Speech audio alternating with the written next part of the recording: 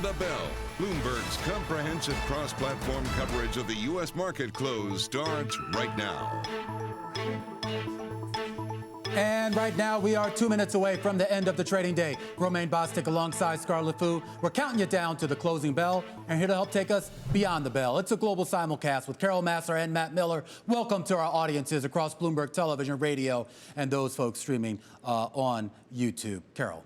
Yeah, Romaine. I've been looking at the regional bankings, and specifically the KRE, the S&P Spider Regional Banking ETF. It's up about 1.3%, so easily outperforming the market. And, you know, thank you, PacWest, basically, right? Selling that $3.5 billion worth of loans, loan portfolio to Ares Asset Management. And, you know, that has certainly given, again, some support to the regionals, which were down, I think, about 6 days in a row, 5-6 days in a row. So we're definitely seeing investors move into that sector. In a market that is under some malaise, I would say, today. Yeah, absolutely. You know, there's obviously the geopolitical tensions in Russia and now possibly in Belarus and maybe making their way back into Ukraine. I'm not sure how much that contributes to the markets today, but it certainly would limit you making more risky speculative bets if you thought you could hold off until tomorrow. So that could be some of why we see a little bit pullback. Also, we rallied to a pretty high place. Yeah. You know, on the S&P.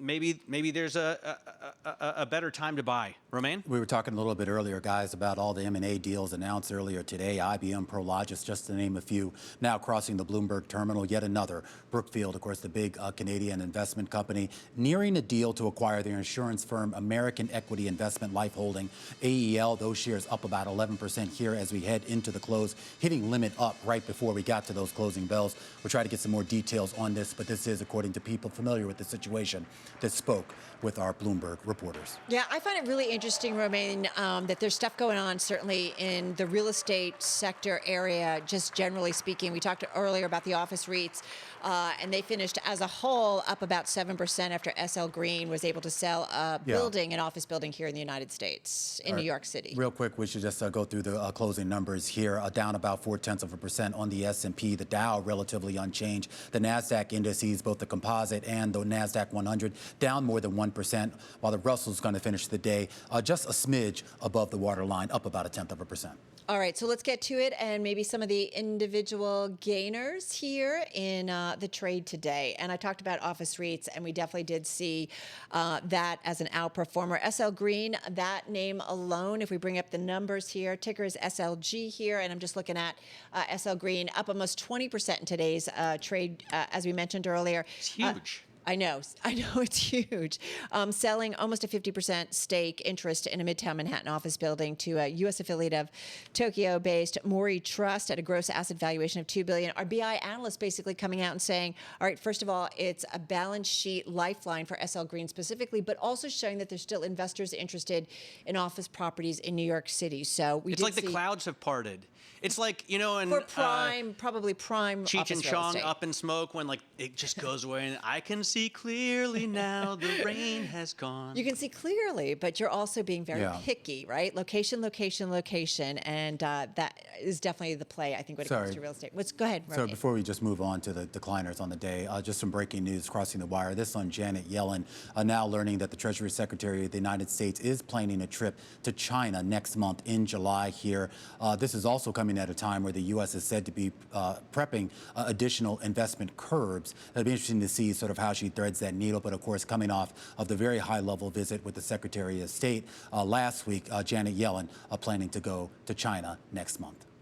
All right, just quick, that is really interesting as we watch all of the geopolitical. We know U.S.-China tensions, improving relationship after U.S. Secretary Antony Blinken was there. And then, of course, you had President Biden say some things. So it's always a tricky relationship, but good to know about that. Just real quickly, two more gainers I wanted to mention. PacWest, as we've talked about, selling a $3.5 billion asset-backed loan portfolio to Ares Management. So you did see PacWest up about 4%. And Lucid Group, this was a big story, top in the NASDAQ 100.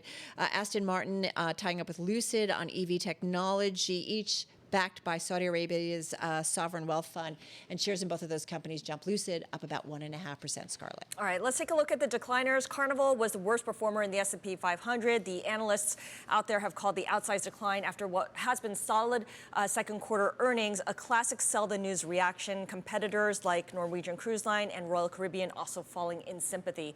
Pfizer down for a fifth day after it stopped work on its anti-obesity drug on safety concerns.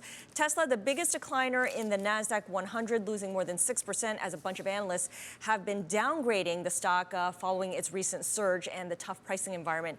And Marathon Holdings, digital holdings that is, ticker is MARA. The crypto mining company had rallied with Bitcoin, but it is declining with other Bitcoin-related names on that drop in the digital currency. Quick look at yields here, pretty much across the curve, relatively unchanged here on the day. There was a lot of activity earlier in the day, particularly coming off of all the drama that we saw in Russia. Most of the activity was in the belly of the curve, and that's where you're going to see most of the change in yield. A 5-year yield down basically about 5 basis points here on the day. Your 10-year down about 2.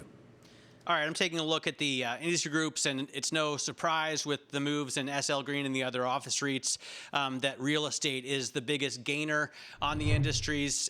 You see energy also following up very closely behind, which I think is pretty interesting because we don't have a huge jump in oil prices. NYMEX crude is still holding under $70 a barrel, even with the small gain that we see today. And then tech stocks are on the downside. Communication services, consumer discretionary, which holds such tech stocks as Tesla, and then the IT index are all down.